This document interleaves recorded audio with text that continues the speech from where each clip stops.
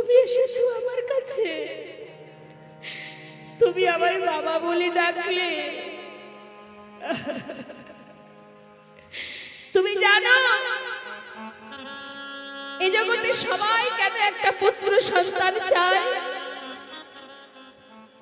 শেষের দিনে মাতা পিতার শেষকৃত্য করবার জন্য। তুমি তো সর্বস্ব কেড়ে নিয়েছো, আজ তুমি আমায় বাবা বলে ডাকলে। পারবে আমার শেষের দিনে আমার শেষকৃত্য করতে? পারবো বাবা, আমি পারবো। তুমি পারবে আমার জন্য পিণ্ডদান করতে? পারবো। তুমি পারবে আমার জন্য 1 মাস অগ্নিশস্য খেতে? পারবো বাবা, পারবো। তুমি পারবে আমার জন্য কাঁচা পরিধান করতে? পারবো বাবা, পারবো। পৃথিবীতে যতদিন চন্দ্র সূর্য উদয় হবে আমি ততদিনই তোমার শেষকৃত্য করে যাব। একদিন দুদিন নয়, আমি তোমার অঙ্গ পরশ করে কথা দিলাম বাবা, এবার কিছু খেতে দাও। তাই আজ দেখুন গোবিন্দ ঘোষের একটু রাগ হচ্ছে। তুমি তো বললে বটে প্রভু, কিন্তু আমি এত ভক্তের সেবার ব্যবস্থা কি করে করব? যার ভাবনা সেইভাবে। অগণিত নবদ্বীপবাসী যখন শুনতে পেলেন যে গৌরহরি পূর্বস্থলীতে এসেছেন, এই খবর পেয়ে সবাই যাচ্ছে গৌর দর্শনে, কিন্তু কেউ খালি হাতে যাচ্ছে না। যারা গৌরহরিকে ভালোবাসে, প্রভুর জন্য তার যেমন ক্ষমতা কিছু না কিছু নিয়ে যাচ্ছে। এখন সমস্ত ভক্তদের হাতে সেবার বস্তু দর্শন করে গৌরহরি বলছে, এদিকে এসো গোবিন্দ। খুব চিন্তায় পড়েছো কি করে কি হবে। দেখো দেখো কত ভক্ত আসছে, সবার হাতে আমার সেবার বস্তু। তাহলে আর চিন্তা নেই, যাও সবার হাত থেকে সেবার বস্তু নাও, একত্রিত করো, রান্না করো, সেবার ব্যবস্থা করো। যেই না সেবার ব্যবস্থা হলো, সেবার ব্যবস্থার পর সবার আগে প্রভুর সেবা দিল। সবে মিলে মহাপ্রভুর মধ্যাহ্ন পারাইলা। সবে মিলে মহাপ্রভু মধ্যাহ্ন পারাইলা।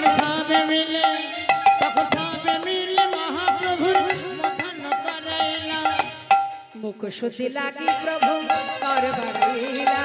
মুখশুদ্ধি লাগি প্রভু কর বাড়াইলা। মুখশুদ্ধি লাগি প্রভু কর বাড়াইলা। যেই না হাত বাড়িয়েছে, গোবিন্দ ঘোষ বলছে, আবার কি চাই? আরে আরে তুমি সেবা দিলে সেবার পর কি দিতে হয় জানো না? না, বলো কি চাই? তুমি যা বলবে আমি এক্ষুনি এনে দেব।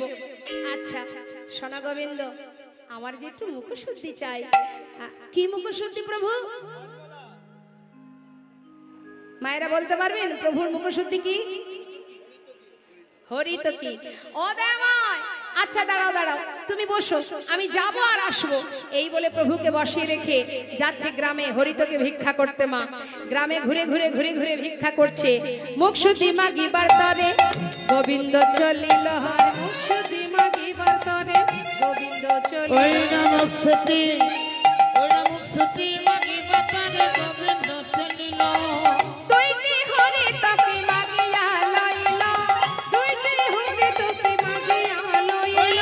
দুইটি হরিতকে মাগিয়া লইল।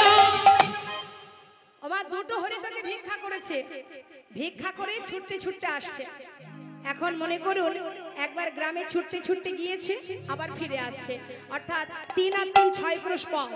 ক্লান্ত হয়ে গেছে, রাস্তার মাঝখানে এসে ভাবছে একটু বিশ্রাম করে আবার না হয় যাব।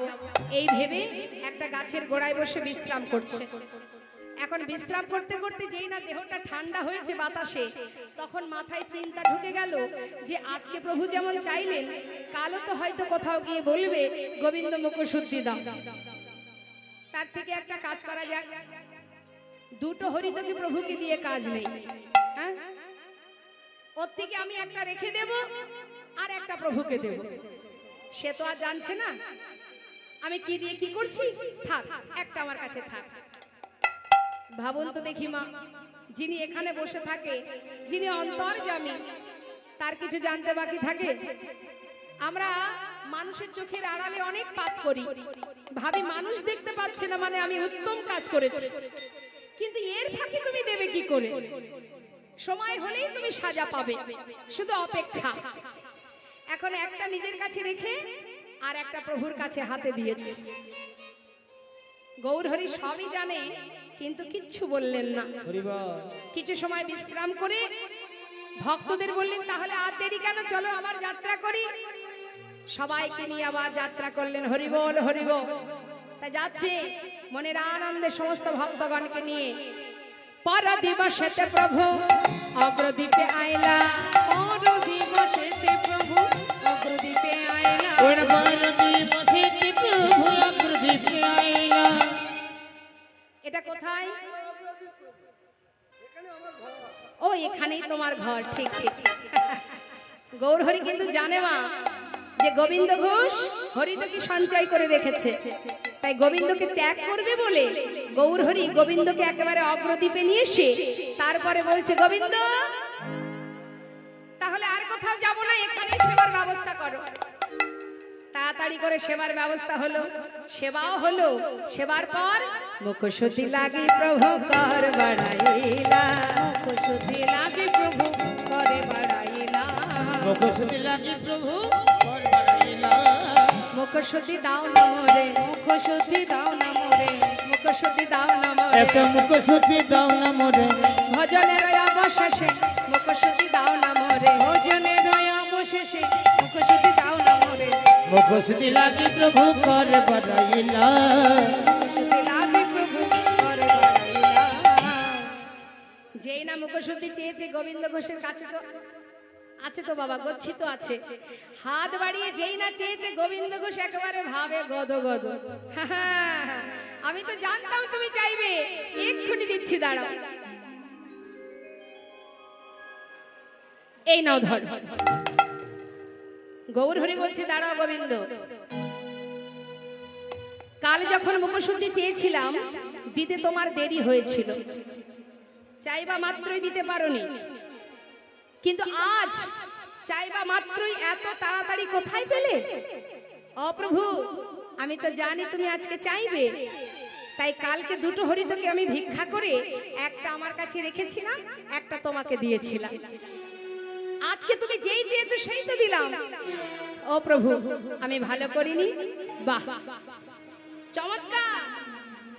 গোবিন্দ এতদিন আমার সঙ্গী হয়ে এই শিক্ষা পেলে? প্রভু আমি কি কোনো ভুল করেছি?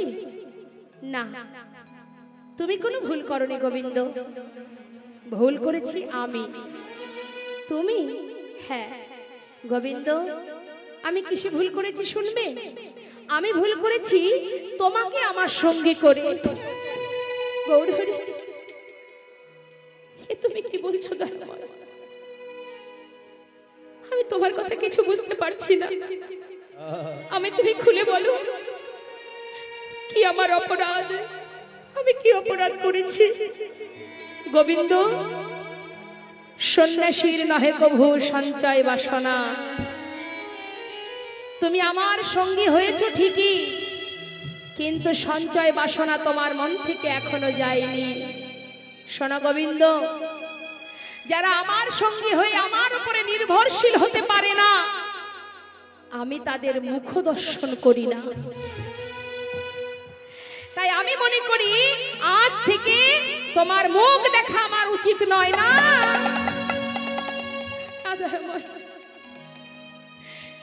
এমন কথা তুমি বলো না গৌরহরি। আমি মানছি আমি অপরাধ করেছি, আমি সঞ্চয় করেছি, কিন্তু আমি যে সঞ্চয় করেছি সে তো আমার জন্য নয়। আমি যা সঞ্চয় করেছি সে তো আমি তোমার জন্য করেছি। দয়াময় এতে যদি আমার কোনো অপরাধ হয় তুমি আমাকে মারো, আমাকে যা খুশি বলো, কিন্তু তুমি আমায় ফেলে চলে যেও না দয়াময়। আমি তোমায় ছেড়ে থাকতে পারবো না গৌরহরি। গৌরহরি কোনো কথাই শুনছে না মা। ভক্তগণকে বলছে চলো ভক্ত, আর এখানে নয়, যে সর্বস্ব পরিত্যাগ করে আমার সঙ্গী হয়ে আমার উপরে নির্ভরশীল হতে পারে না, তাই সে সঞ্চয় করে রাখে। ওর সমস্ত কিছু ত্যাগ হলে কি হবে? সঞ্চয় বাসনা এখনো তার মন থেকে যায়নি, অসঞ্চয়ী। তাই আজ থেকে আমি ওকে ত্যাগ করলাম না।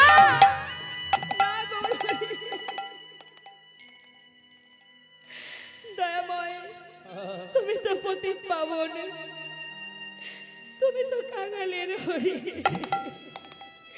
ছুটে গিয়ে চরণটা জড়িয়ে ধরেছে। গৌরহরি, আমি তোমায় ছাড়বো না দয়াময়। তুমি পতি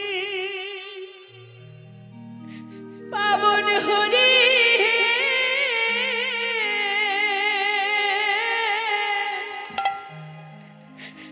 তুমি যেও না চলে, কৃপা করে দয়াল হরি একবার রাখো চরণে, একবার কৃপা করে দয়াল হরি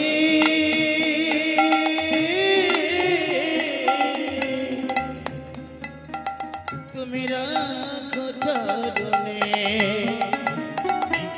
শুনেছি তুমি নাকি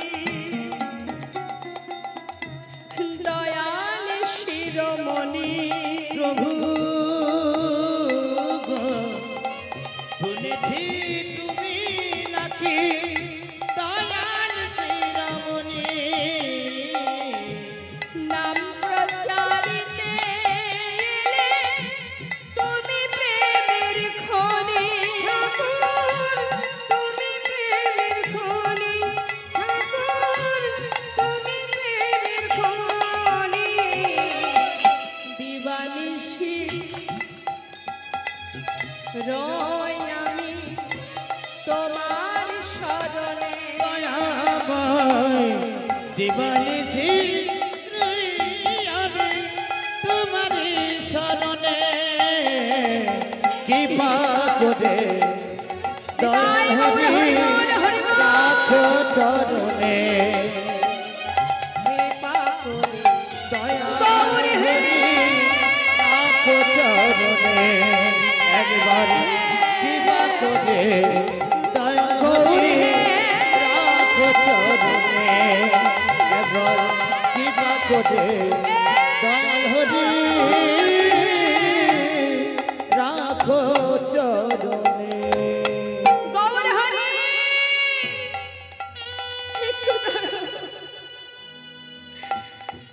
একটু দাঁড়াও প্রভু, চলে যাচ্ছ চলে যাও।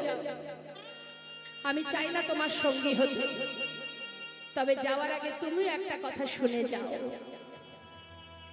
এই অগ্রদ্বীপের মাটিতে দাঁড়িয়ে আজ আমি প্রতিজ্ঞা করব,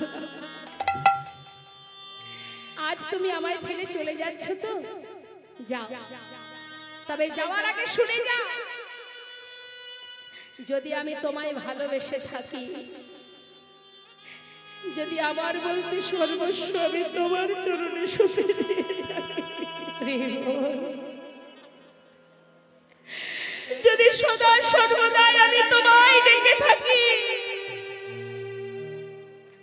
আর চলে যাচ্ছ চলে যাও, তোমাকে আমার কাছে আবার ফিরে আসতে হবে। এক পক্ষকালের মধ্যে যদি আমি তোমায় ভালোবেসে থাকি, আমি চাই না তোমার সঙ্গী হতে তুমি চলে যাও দয়াময়।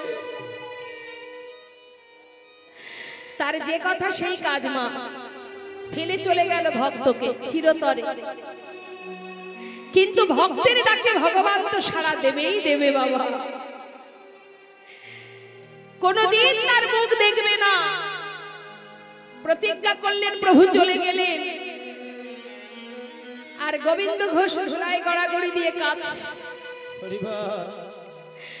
এমন সময় গ্রামবাসী দেখছে তো আমাদের পাড়ার ছেলে, সবাই মিলে তাকে ধরে তার বাড়িতে পৌঁছে দিয়ে এলো। কিন্তু যে জন গৌর হরির কাছে থেকে তার সঙ্গ পেয়েছে, বলুন তো মা, তার কি আর এই মায়ার সংসারের মধ্যে মন বসে? আর দিন কাটছে না তার। 15 দিনে হয় এক পক্ষ কাল। এই 15টা দিন যেন তার কাছে 15টা জনম মনে হচ্ছে। এক একটা দিন যাচ্ছে বড় কষ্টে, বড় যন্ত্রণায়। ঘরের মধ্যে বসে বসে কাঁদে আর বলে, দয়াময়, এই জগতে যার কেউ নেই তার ভগবান আছে। আর আজ সেই ভগবানের চরণেও আমার কোনো জায়গা হলো না। তাহলে আর বেঁচে থেকে লাভ কি? প্রভুর চরণে যখন ঠাঁই নেই, আমি আর বাঁচতে চাই না। দেখতে দেখতে 13 দিন হলো মা, গৌর হরি ফিরে এলো না। তাই মনের কষ্টে, মনের দুঃখে এবার যাচ্ছে গঙ্গার জলে নিজের প্রাণ বিসর্জন করব। তা পথে যখন যাচ্ছে, প্রভুকে ডাকতে ডাকতে, হরি হে,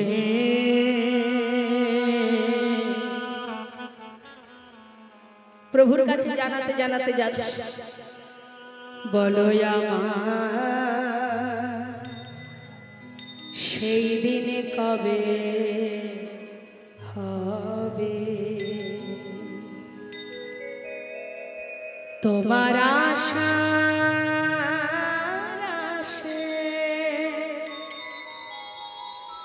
ওগো দয়াল আছি বসে,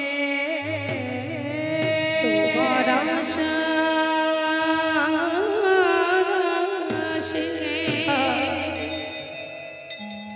দয়াল আছি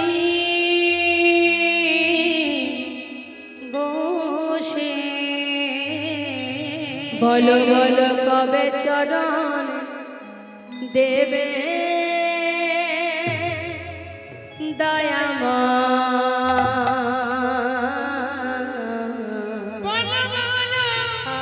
সেদিন কবে বা হবে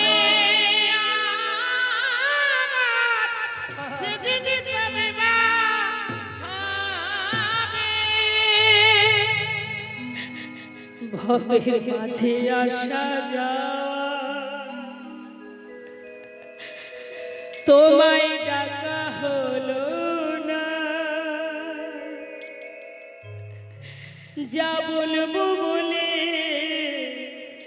সবাই এসেছিলাম, ওটা বলা হলো না।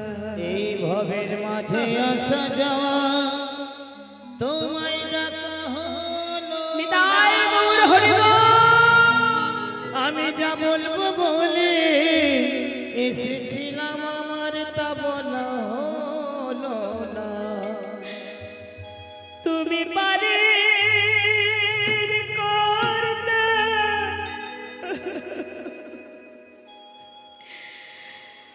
আমি শুনি বার্তা।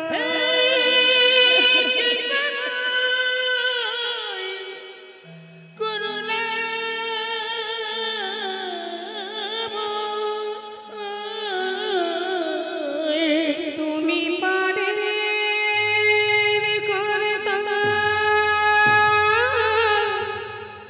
আমি শুনি বার্তা। বলো বলো কবে পার করিবে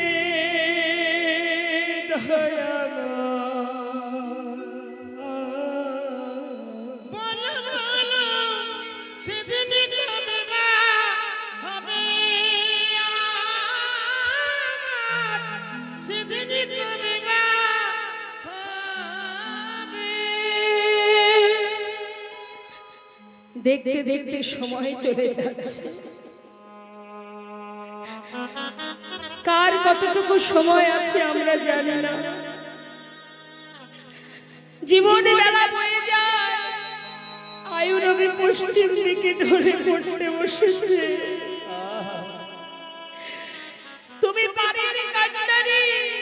নিজ গুণে পার করে নিও দয়াময়। এক পা দুপা করে জলে নামছে আর বলছে গৌর হরি তুমি আমায় ভুলে গেছো, আমি তোমায় ভুলবো না। তোমার নাম স্মরণ করতে করতে গঙ্গার জলে নিজেকে বিসর্জন করে দেব। কেউ জানুক বা না জানুক তুমি তো জানবে যে তুমি আমায় ভুলে গেছো, কিন্তু আমি তোমায় ভুলিনি। কিন্তু ভগবানকে ভক্তকে ভুলতে পারে মা? রামকেলিতে একটা কষ্টি পাথর জলে ভাসিয়ে দিয়েছে, আর সেই পাথরটা ভাসতে ভাসতে ভাসতে ভাসতে ওই অগ্রদ্বীপের ঘাটে এসে দাঁড়িয়ে আছে। আর এদিকে গোবিন্দ ধীরে ধীরে জলে নামছে, জলে ডুবে মরবে বলে যখন বক্ষস্থল পর্যন্ত জল, হঠাৎ সেই পাথরটা ভাসতে ভাসতে তার গায়ে এসে লেগেছে। আর যেই গায়ে লেগেছে হাতে করে তুলে নিয়ে তীরে উঠে আবর্জনার মধ্যে ছুঁড়ে ফেলে দিয়েছে।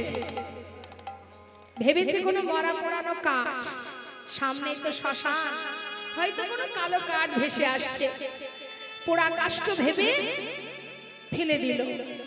হঠাৎ দৈববাণী হলো গোবিন্দ গোবিন্দ, কে তুমি ঘরে ফিরে যাও।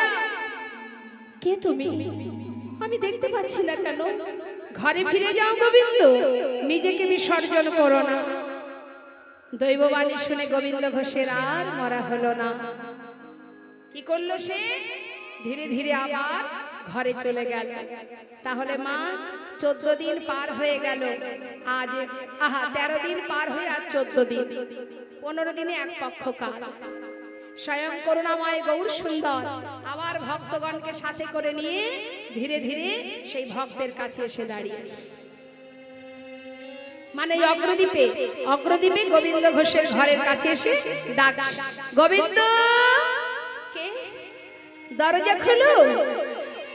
যেই না বলেছে দরজা খোলো, গোবিন্দ ঘোষ দরজা খুলে দেখছে বাইরে গৌর হরি ছুটে গিয়ে চরণটা জড়িয়ে ধরেছে।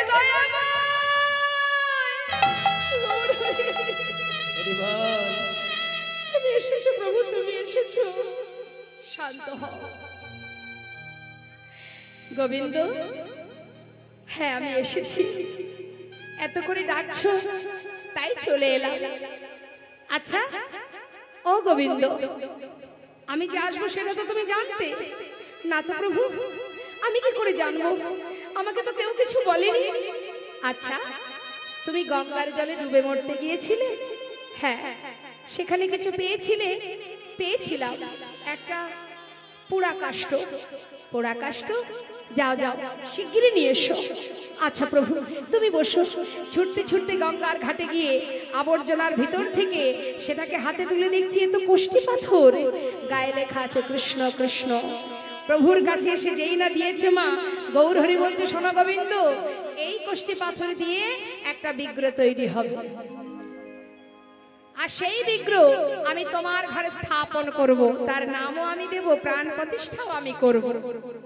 এক ভাস্কর এসে বলছে কই গো গোবিন্দ, কষ্টি পাথরটা দাও দেখি। গোবিন্দ ঘোষ বলছে তুমি কি করে জানলে আমার কাছে কষ্টি পাথর আছে? বাহ, জানবো না? তোমার ছেলেই তো খবর দিয়ে এলো আমাকে। আমার ছেলে? আমার বিয়েই হলো না, বলি ছেলে হলো কোথা থেকে? সবই তো গৌর হরির লীলা মা।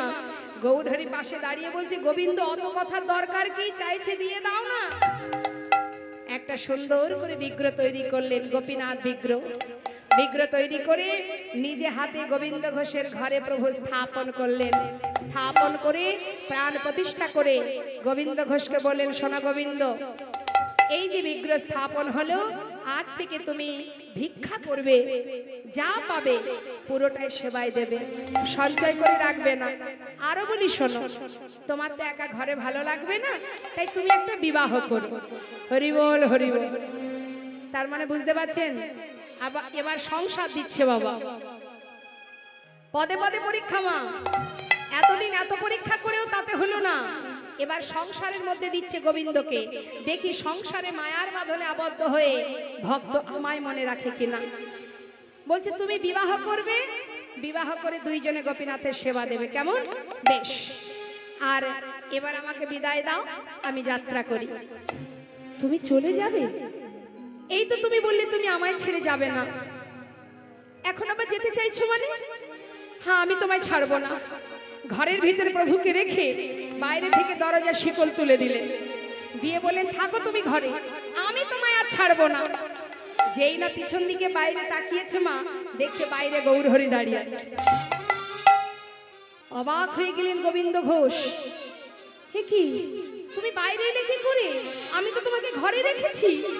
আবার ঘরের দরজা খুলেছে, খুলে কি দেখছে? দেখে ঘরে গড়া বাইরে গড়া, তাই গৌরহরি বাইরে গড়া। আমি কি দেখিলাম, কি দেখিলাম, ঘরে গোরা বাইরে গোরা, ওরা ঘরে গোরা বাইরে গোরা, ওরা ঘরে গোরা বাইরে গোরা, ঘরে গড়া বাইরে ওরা গড়া। ঘরে গোরা বাইরে গোরা। গোবিন্দ, আমি তো তোমায় কথা দিয়েছি তোমায় ছেড়ে কোথাও যাব না, বিশ্বাস করতে পারোনি।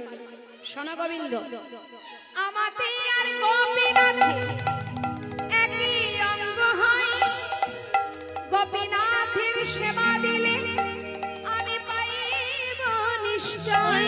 গোপীনাথের সেবা দিলে আমি পাইব নিশ্চয়। আমাতে আর গোপীনাথে অভেদ জানিও, শুদ্ধ ভক্তিতে গোপীনাথের সেবা যে করিও। শুদ্ধ ভক্তিতে গোপীনাথের সেবা যে করিও। হলো, তাকে সেবা দিলে সে সেবা আমি পাবো। এবার তো বিদায় দাও। বেশ প্রভু, তুমি যাবে কোথায়? কেন গোবিন্দ, তুমি কি জানো না আমি কোথায় যাব? আমার মন মানে না, আমি যাব বৃন্দাবনে। আমার মন মানে না, যাব বৃন্দাবনে। ও গো আমার মন মানে না, যাব বৃন্দাবনে। আমার মন মানে না, যাব বৃন্দাবনে। নয়ন ভরে দুটি নয়ন ভরে, দুটি নয়ন ভরে, দুটি নয়ন ভরে, নয়ন ভরে হেরব সদা, নয়ন ভরে হেরব সদাই মদন মোহনে। মায়েরা উলুধ্বনি দিতাই গৌর হরি বল। ও গো আমার মন মানে না, যাব বৃন্দাবনে। আমার মন মানে না, যাব বৃন্দাবনে। চলে গেলেন আমার গৌর হরি সমস্ত ভক্তগণকে নিয়ে। আর গোবিন্দকে বলে গেলেন প্রতিদিন ভিক্ষা করবে, যা পাবে সব সেবায় দিয়ে দেবে। এখন প্রভুর কথা মতো গোবিন্দ ঘোষ ভিক্ষা করে যা পায় দিনে 4 বার সেবা দেয় গোপীনাথকে। আর ওই যে বলে গেল বিবাহ করবে, 1 বছর যেতে না যেতে এক সুকন্যার সন্ধান পেয়ে বিবাহ সম্পন্ন করলেন। হরিবল। এখন বিবাহ করবার পর স্ত্রীকে নিয়ে মায়েদের উলুধ্বনি।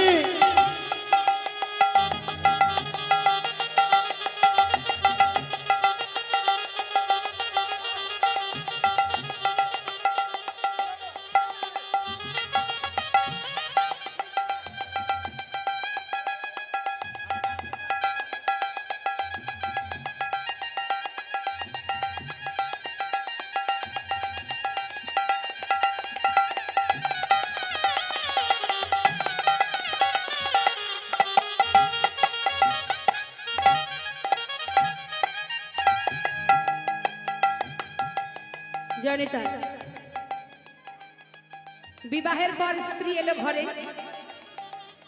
এখন দিনে 3 বার সেবা দিতেন ভগবানকে, বিবাহের পর 1 বার কমে গেল, 3 বার হয়ে গেল বাবা। যাই হোক, সারাদিন গোপীনাথের পিছনে সময় দিত। হ্যাঁ, আর এখন বিয়ের পর স্ত্রীর কাছেও তো একটু সময় দিতে হচ্ছে, যার কারণে 1 বার সেবা কমে গেছে। 1 বছর যেতে না যেতে একটি পুত্র সন্তান হয়েছে, ছেলের নাম রেখেছে বিগ্রহ গোপীনাথের নামে। বিগ্রহের নাম গোপীনাথ, ছেলেরও নাম রেখেছে গোপীনাথ। নিজের স্ত্রীকে বলছে, মাধবী আমি 2 পুত্রের পিতা, এক আমার বিগ্রহ গোপীনাথ আর এ হচ্ছে আমার পুত্র গোপীনাথ, 2 পুত্রের আমি পিতা। এবার ছেলে যখন ঘরে এলো, সেই দিন থেকে ভগবানের সেবা আরো একবার কমে গেল। তার মানে 4 বারের জায়গায় এখন কবার? 2 বার। এটা গোবিন্দ ঘোষ নয়, এটা আমাদেরও হয়। তাই ভগবান আমাদের যেমন দেন আবার তেমন কেড়েও নেন বাবা। এবার দেখুন গোবিন্দ ঘোষের কাছ থেকে একে একে মায়ার বাঁধন কেড়ে নিচ্ছেন ভগবান। গৌরহরি চিন্তা করলেন, ভক্ত মায়ার বাঁধনে এমন ভাবে আবদ্ধ হয়েছে, দিনে দিনে আমায় ভুলে যাচ্ছে। তো যেমন মায়া দিয়েছি তেমন আবার মায়া কাটিয়ে নেব। কি করে কাটাচ্ছে মা? সবার আগে কাটালেন তার স্ত্রীকে। কিভাবে? ভিক্ষা করে এসে নিজের স্ত্রীকে ডাকছে, মাধবী যা ভিক্ষা করেছি 2 ভাগ করো, 1 ভাগ রন্ধন করো, আমি গঙ্গা থেকে স্নান করে আসি, এসে গোপীনাথের সেবা দেব। এখন গঙ্গা থেকে স্নান করে ঘরে ঢুকে দেখছে যেখানে ঝোলাটা রেখেছিল সেইখানে পড়ে আছে, রান্না হয়।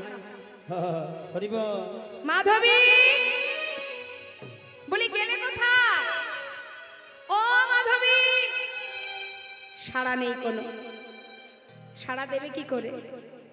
আত্মদেহে প্রাণ নেই। গোপীনাথ বিগ্রহের চরণে তার স্ত্রী উপর হয়ে পড়ে আছে।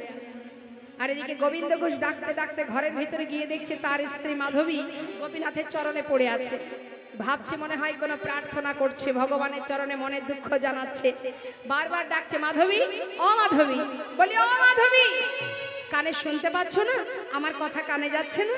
দেখছো কত বেলা হয়েছে, সেবা দিতে হবে, সেবার বেলা বয়ে যাচ্ছে। কি হলো মাধবী, তুমি কি আমার কথা শুনতে পাচ্ছ? কি করে শুনতে পাবে মা, আত্মপ্রাণ নেই। ডাকতে ডাকতে কাছে গিয়ে যেই না বাবা তার অঙ্গ পরশ করেছে, হঠাৎ দেখলেন কি মাধবী রসার দেহ। চিৎকার করে উঠলেন, গোপীনাথ! হরিবল হরিবল। তুমি কি করলে গোপীনাথ? তুমি কি করলে? আমার মাধবীকে কেড়ে নিলে কেন? বলো, কি অপরাধ করেছিল আমার মাধবী? কেন কেড়ে নিলে তুমি? বলো প্রভু, বলো কেন কেড়ে নিলে? নিজের স্ত্রীকে কোলের মধ্যে করে নিয়ে চিৎকার করে কাঁদছে। পাড়ার লোক ছুটে এসে মাথায় হাত দিয়ে সান্ত্বনা দিচ্ছে। চিৎকার করো না গোবিন্দ, শান্ত হও। তোমার হলে সে তোমায় ছেড়ে যেত না, তোমার তো নয়। যে দিয়েছিল সেই তো নিয়েছে। কেঁদো না, তোমার তো একটা সন্তান আছে, তুমি তাকে নিয়ে সুখে থেকো। এখন গ্রামবাসীর সান্ত্বনা পেয়ে গোবিন্দ ঘোষ আর বেশি কিছু বললেন না, তাড়াতাড়ি করে নিজের স্ত্রীর শেষকৃত্য করলেন। আর ওই যে ছোট্ট বাচ্চা ছেলে, তাকে নিয়েই তার সংসার কাটে বাবা। দেখতে দেখতে সন্তানের বয়স হয়ে গেল 5 বছর। এখন এই ছোট্ট ছেলে একদিন বাবার কাছে, বাবার কোলে বসে জিজ্ঞাসা করছে, বাবা বাবা জানো আমার যত বন্ধুরা আছে সবার মা আছে, কিন্তু বাবা আমার মা কোথায়? সে তো আমাকে আদর করে না, সে তো আমাকে ঘুম পড়ায় না, ভালোবাসে না, খাওয়ায় না। বলো না বাবা, আমার মা কোথায়? ছোট্ট ছেলের প্রশ্নের উত্তর বাবা কি করে দেবে? কোলের মধ্যে জড়িয়ে ধরে বলে, গোপীনাথ আমি তো আছি বাবা, আমি আছি, আমি তোর কোনোদিন কোনো কষ্ট দুঃখ দেব না। দেখিস আমি তোকে অনেক সুখে রাখবো, আমি তো আছি, তুই দুঃখ পাস না। কিন্তু প্রতিদিন ছেলে একই প্রশ্ন, বাবা আমার মা কোথায়? আমার মা কোথায় বাবা? সহ্য করতে না পেরে গোবিন্দ ঘোষ বললেন, গোপীনাথ তুই মায়ের কথা জানতে চাস? যা মন্দিরের ভিতরে চলে যা, ওই যে গোপীনাথ দাঁড়িয়ে আছে ওর কাছে গিয়ে জিজ্ঞাসা কর তোর মা কোথায়। 5 বছরের ছেলে মা বাবার কথা কিন্তু বিশ্বাস করেছে। যেই না বাবা গঙ্গা স্নানে চলে গেছে, সেই সুযোগে 1 পা 2 পা করে মন্দিরে প্রবেশ করে বিগ্রহ গোপীনাথের সামনে বসে করজোড়ে জিজ্ঞাসা করছে, গোপীনাথ, আমার বাবা বলল তুমি নাকি জানো আমার মা কোথায়? ও গোপীনাথ, একটু বলো না আমার মা কোথায়? গোপীনাথ বলে দা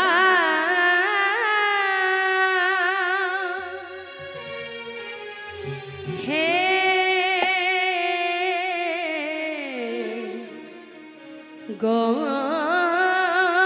গোপীনাথ, বলো কোথায় আমার মা? বলো বলো কোথায় আমার মা? বলে দাও হে গোপীনাথ, বলো কোথায় আমার মা? ডাকি আমি মা মা বলে, মাঝে আমায় নেয় না কোলে।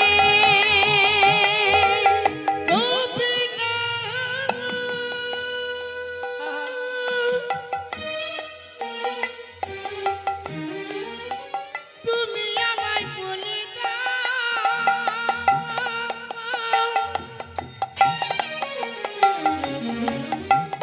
বলো কোথায় আমার মা আছে? আমার মাথার প্রাণ বাঁচে না, বলে দাও। ডাকি আমি হরি বল মামা বলে, মাঝে আমার নেই না কোলে। হারিয়ে গেছে মাঝে আমার, হারিয়ে গেছে মাঝে আমার, আমি খুঁজে পেলাম না। বলো বলো কোথায় আমার মা? বলে দাও হে গোপীনাথ, বলো বলো কোথায় আমার মা?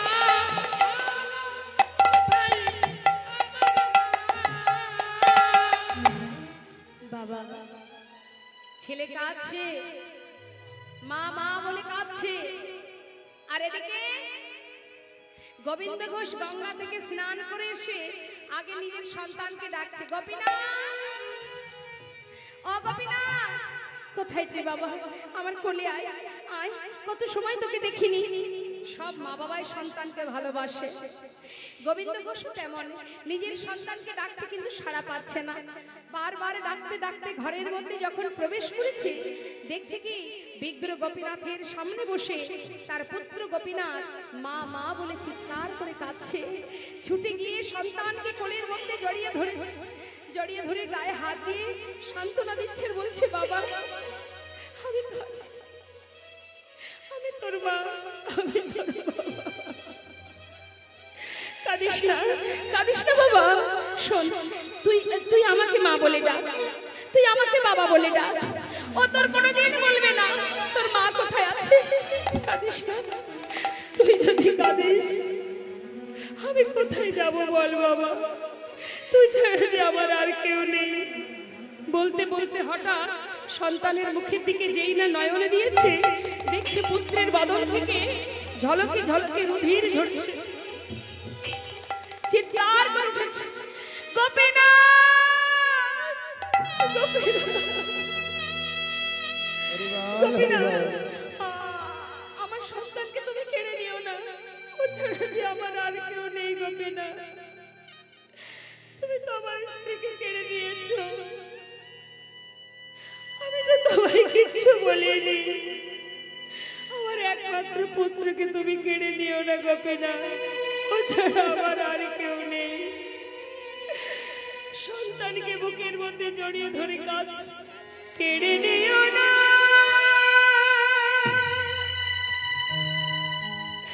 প্রভু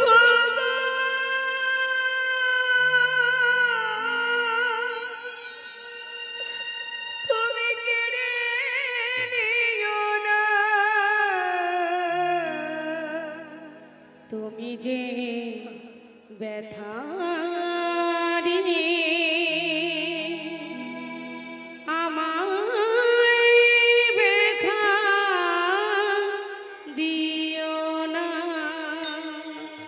প্রভু গো, আমি তো তোমায় বলিনি আমার সংসার দাও, আমার স্ত্রী দাও, পুত্র দাও, আমি তো কিছুই চাইনি, তুমি তো দিয়েছিলে। তবে বলো, দিলে যদি পুত্র মোরে কেড়ে কেন নিতে চাও, পারি না সহিতে প্রভু গো,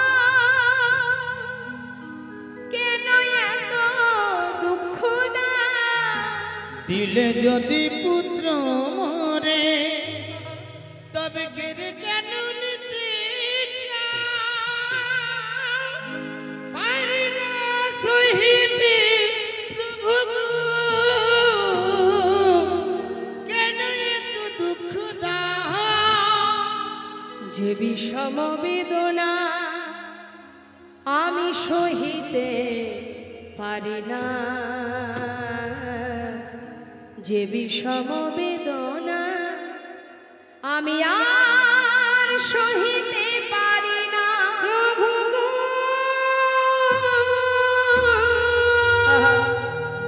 সহিতে পারি না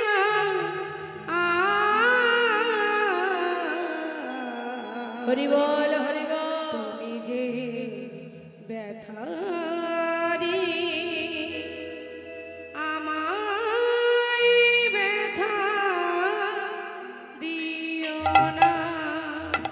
হারিয়ে ফেললো, জনমের মতো সন্তান হারা হলো মা, মৃত সন্তানকে কোলে করে নিয়ে গঙ্গার ঘাটে মাটি খুঁড়ে সমাধি দিল। গঙ্গা থেকে স্নান করে শুদ্ধ বসন পরিধান করে বিগ্রহ গোপীনাথের সামনে এসে বলল, গোপীনাথ এত নিষ্ঠুর তুমি, এত কঠিন তুমি, আমার সর্বস্ব কেড়ে দিলে, বাবা বলে ডাকবার মতো সন্তানটুকু রাখলে না তুমি, আজ থেকে আমি তোমাকে অনাহারে রাখবো, আমি তোমায় আর সেবা দেব না, আমি নিজেও আর কিছু খাবো না, আমি আর বাঁচতে চাই না। একদিন দুদিন তিন দিন চলে যাচ্ছে মা, আর কিন্তু প্রভু সেবা দিচ্ছে না, শুধু ঘরের মধ্যে মাটিতে গড়াগড়ি দিয়ে কাঁদে আর নিজের সন্তানকে ডাকে, গোপীনাথ ও গোপীনাথ একবার ফিরে আয় বাবা, একবার এসে বাবা বলি না, কোথায় গেলি তুই, একবার ফিরে আয়। দেখতে দেখতে 4 দিন হলো মা, ভগবান ভক্তের চোখের জল আর সহ্য করতে পারছে না, ওই বিগ্রহ থেকে সচল মূর্তি ধারণ করে হরিবল হরিবল পুত্র সেজে 1 পা 2 পা করে সে ডাকছে, বাবা ও বাবা। কে? আমি তোমার পুত্র গোপীনাথ, আমার পুত্র। না না, আমি তোমায় চিনি না, আমার পুত্র তো মরে গেছে, আমি আর কারোর বাবা নই। কে তুমি? তুমি চলে যাও, আমি আর কারোর বাবা নেই, তুমি নই, তুমি চলে যাও, আমি তোমায় চিনি না। বাবা, একদিন তুমি নিজেই বলেছিলে তুমি 2 পুত্রের পিতা, বলো তো বাবা, কারোর যদি দুটো সন্তানের মধ্যে একটি মারা যায়, তবে কি বাবা আরেকটি সন্তানকে না খাইয়ে রাখে? আর 4 দিন হয়ে গেল, আমি যে আর পারছি না বাবা, কিছু খেতে দাও। কয়েক বাড়ি থেকে ভিক্ষা করে এনে সেবা দিল মা। ভিক্ষা করে এনে সেবা দেওয়ার পর কয়েকদিন যেতে না যেতে গোবিন্দ ঘোষ শয্যাশায়ী হয়ে গেল। যখন শয্যাশায়ী হলো, ভগবান প্রতিদিন ওই বিগ্রহ থেকে সচল মূর্তি ধারণ করে গোবিন্দ ঘোষের পাশে এসে তার গলাটা জড়িয়ে ধরে কাঁদে আর বলে, বাবা তোমার কি কষ্ট হচ্ছে? না, আমার যে যাওয়ার সময় হয়েছে রে। ওরে, সবারই এমন অন্তিম দিন আসবে, আর এই অন্তিম সময় যখন আসবে সবার, কারোর আগে কারোর পরে, সকলেরই যে এমনই কষ্ট হয়। আচ্ছা একটা কাজ করবি বাবা, আজ কিন্তু আর ভগবানের মনে নেই, গোবিন্দ ঘোষের মনে নেই যে ভগবান পুত্র সেজে তার পাশে বসে আছে, মনে নেই, বিস্মরণ হয়ে গেছে বাবা, কিছুই স্মরণে আসছে না। ভেবেছে নিজের সন্তান। অগোপীনাথ, বলো বাবা আমাকে একটু চরণামৃত এনে দিবি বাবা? দেব। সচরণামৃত পান করালেন। গোপীনাথ বলো বাবা, করে যাবার আগে আমায় একটু নাম শোনাবি বাবা? আমার মাথার পাশে একজোড়া করতাল আছে, একবার একটু নাম শ্রবণ করা। হ্যাঁ হ্যাঁ বাবা, এক্ষুনি করাবো। মাথার কাছ থেকে করতাল হাতে করে নিয়ে ভগবান পুত্র সেজে ভক্তের চারিপাশে ঘুরে ঘুরে চোখের জলে মুখ ভাসিয়ে কাঁদছে আর বদনে হরিনাম করছে। হরে কৃষ্ণ হরে